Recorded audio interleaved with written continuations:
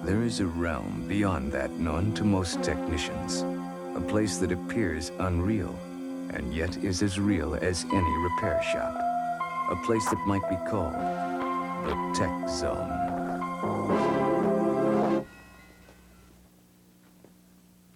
Hey, Pete. I thought you said you were only taking around the block to see if the problem was fixed. Where'd you go? I'm not quite sure. I took off on the test drive and I met this guy from the Tech Zone. He taught me how to troubleshoot transistorized pointless ignition systems. You know the TPI systems Honda uses on their bigger motorcycles like this one. Yeah, I know the TPI real well. The problem is I can't fix them. I wish someone would teach me about them. Every time I have an ignition problem, I don't know what to do. Well, your wish has been answered. I brought this booklet back with me. It works kind of like a magic slate. What? Come take a look.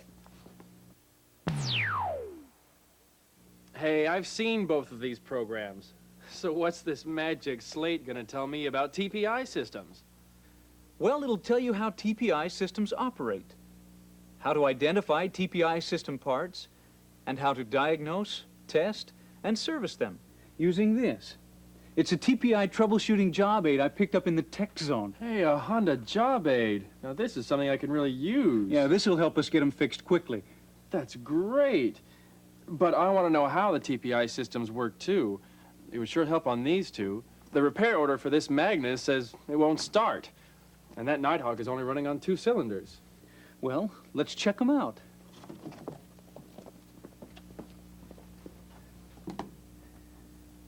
The job aid says that first you start by checking the switches and making sure it has fuel. You did that already? Yeah, And the battery? it's okay. But why is the battery so important? If the battery voltage is low, the TPI system just won't work right. This is how the tech man explained it. A TPI system has 3 current loops, and each loop has to work right, or the system won't fire. Let's look at just one ignition coil and see how it works. First, there's the power supply primary current loop. That's the one the battery's part of. In this loop, electrical energy from the battery goes through the ignition and engine stop switches. Then it splits into 2 branches. One branch supplies power to the spark unit, and the other supplies power to the primary ignition coil circuit. The second loop is the pulse generator circuit. In it, a pulse generator sends a trigger signal to the spark unit, telling the ignition coil to discharge. The collapsing magnetic field generated in the ignition coil's primary winding induces high voltage in the third loop, the secondary circuit. It's the secondary circuit that actually fires the spark plugs. Each loop has to work right, or the system won't work. 3 current loops. That's a good way to look at it. Then it says to take out all the spark plugs and inspect them.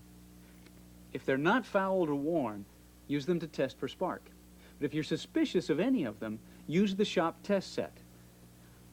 Yeah, then ground each plug against the cylinders and look for a fat blue spark. Oh, yeah, and I have to be sure that none of the plugs are near a spark plug hole where it could ignite the air-fuel mixture.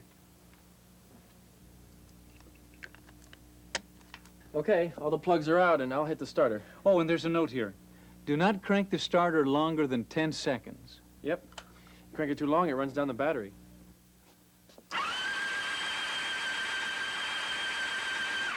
Well, the 1 and 3 plugs fired, but the 2 and 4 didn't. So what next? Now, we'll have to test the circuit that's not working. Now, the easiest thing to check first is the ignition coil secondary circuit. Come take a look. The secondary circuit sends high voltage to the spark plugs. It's made up of the ignition coil, the secondary leads, the spark plug caps, and of course the spark plugs. All the parts have to work right, or the spark plugs won't fire. To check out the secondary circuit, just use the test procedures and the specifications found in the service manual. Oh, and if the resistance doesn't check out, you'll need to test the resistance of the coil and the leads separately.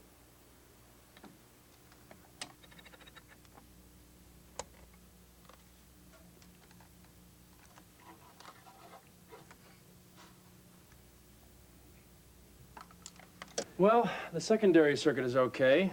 So what next? Let me show you something I learned in the tech zone. Say, you're gonna make a killing on flat rate with that. I plan to. Let's see. It says to test the spark unit's ground connection next. First, disconnect the coupler at the spark unit and check it for corrosion or damage. A lot of times what looks like a bad TPI part turns out to be just a bad connection. Yeah, this one looks good. Next, set the multimeter for the 20K range and connect one lead to ground and the other test lead to the green wire on the harness side of the coupler.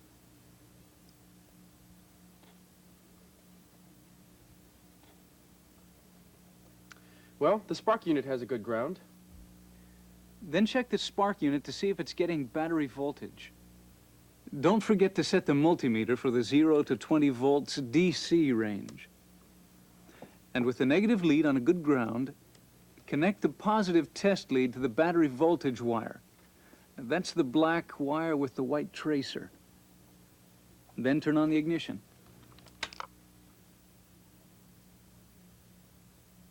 The spark unit's getting battery voltage. Next, we check the primary circuit of the ignition coil that isn't firing. The primary circuit is part of the power supply primary circuit current loop. In the primary branch, electrical energy from the power supply circuit flows through the primary windings of the ignition coil to the spark unit and then to ground. To test for voltage in the primary circuit, set the multimeter to the 20-volt DC range. And with the negative test lead connected to ground, connect the positive lead to the yellow wire at the spark unit. Then turn on the ignition. Hey, no voltage. That means the problem's in the primary circuit. Now check for voltage at the output side of the ignition coil. Connect the multimeter's negative test lead to a good ground. And connect the positive lead to the terminal that doesn't have the black wire with the white tracer. Then turn on the ignition. Still no voltage. Then check the power supply side of the coil. That's the terminal with the black wire with a white tracer. And see if it's getting voltage. Yeah, it is. So it looks like the ignition coil's not working, which is the same circuit that triggers the fuel pump relay, which is why it wouldn't run when it first came in. And you can double check the ignition coil problem by measuring its resistance. So if the resistance test confirms it's bad, I replace the coil. And then I retest the system to make sure I've solved the problem. Right.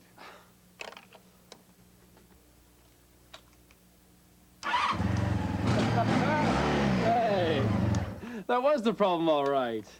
Hey, come take a look at this. First, we did the quick checks. Then we isolated the current loop that had the problem. Then we tested it step by step until we found the problem. Well, let's try it on the Nighthawk. According to the repair order, the customer says it's only running on 2 cylinders. Now, I checked the switches earlier, and I know it's got fuel, and the battery's good too. So next, I inspect the spark plugs, and then check for a spark. Right.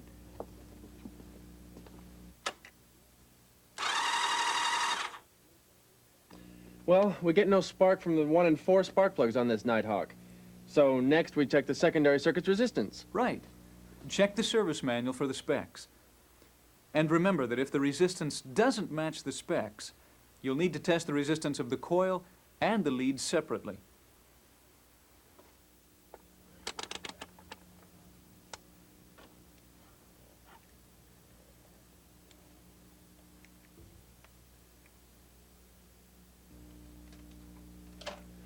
Well, the secondary circuit's okay, so now we check the spark unit's ground connection. Wait, let's see if this Tech Zone magic still works. You've got to teach me that trick.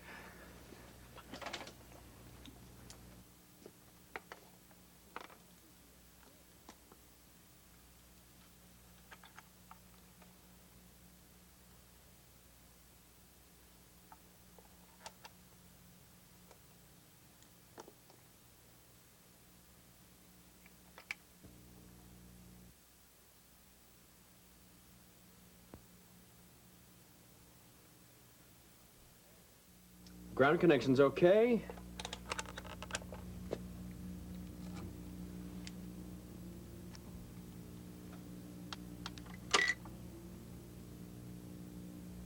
Power supply's okay too. So we go to the primary circuit of the coil that's not working.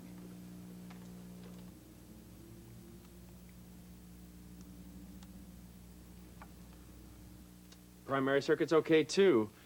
It says if the primary circuit is okay, we should check to see if the ignition coil works.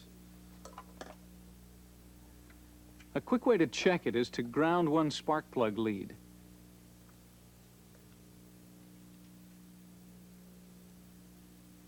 Then connect a jumper wire to the blue wire of the disconnected primary circuit coupler at the spark unit. Turn the key on and scrape the jumper wire across the battery's ground. You should see a weak blue spark at the ignition coil's other lead.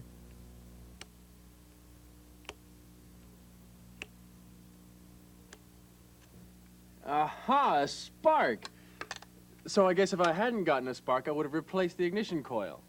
No, or at least not until you've done the resistance test with the specs in the service manual. So next, I measure the pulse generator's output.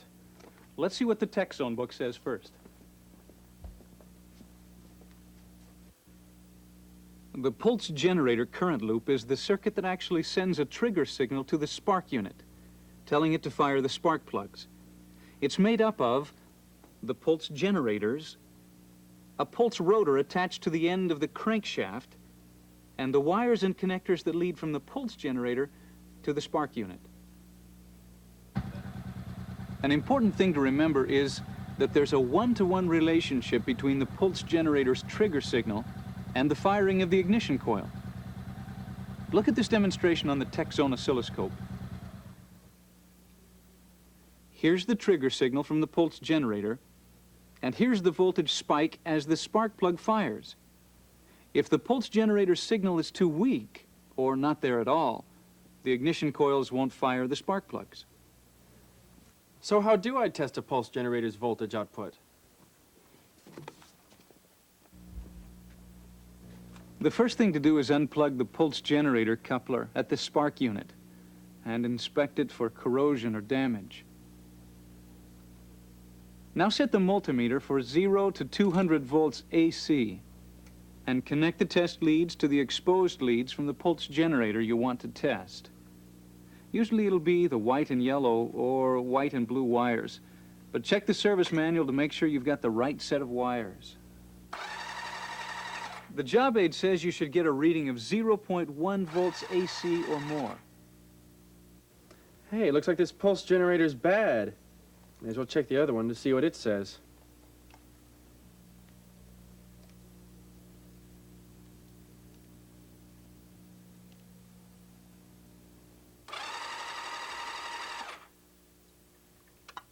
Wow, I can really see the difference between the good pulse generator and the bad one. I guess I should check the bad one's resistance just to make sure.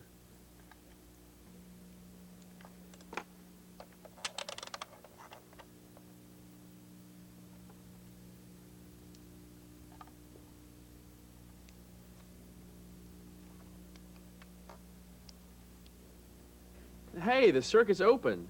That's no good. I better go ahead and check the wiring to make sure that's not the problem. Yeah, the wires may be pinched. And here's something else you need to know. Some pulse generators have a specified adjustable air gap clearance. If the clearance is incorrect, the pulse generator won't work right. Yeah, the service manual has instructions on how to check the air gap and what the clearance should be. Something else I learned in the tech zone. Some engines, like the VFRs and the VT1100, have an additional camshaft-mounted pulse generator. You can check it for voltage output the same way you check the crankshaft-mounted pulse generators. The output's harder to see, though, so if you don't get a reading on the multimeter, you should go ahead and do a resistance check, according to the procedure and specs in the service manual.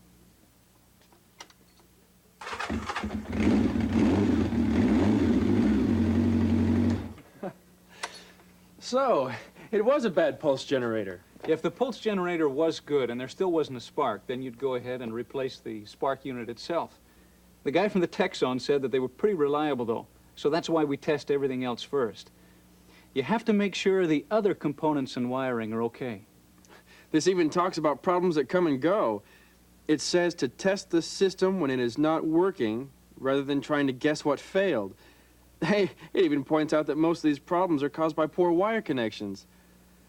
So, did this tech zone guy tell you what to do if you've done all the tests and still can't find the problem? Yeah, he did. The tech man said that if we ever really got stuck, we should fill out one of these American Honda Tech Line forms with the results of our tests and give them a call. Boy, have I learned a lot today. Well, let's see. We learned that a TPI system is made up of 3 current loops: the power supply primary loop, the pulse generator loop, and the high voltage secondary loop. Yeah, I also know what the different parts of the system look like, and how to use the TPI troubleshooting job aid to find and repair any problems with the system. Yeah, and where to go for help with a problem. Hey, this tech zone book isn't working anymore. Huh. Well, look, I'll go write up these work orders and you put the seats and tank back on these bikes, okay? No problem. It'll be a snap.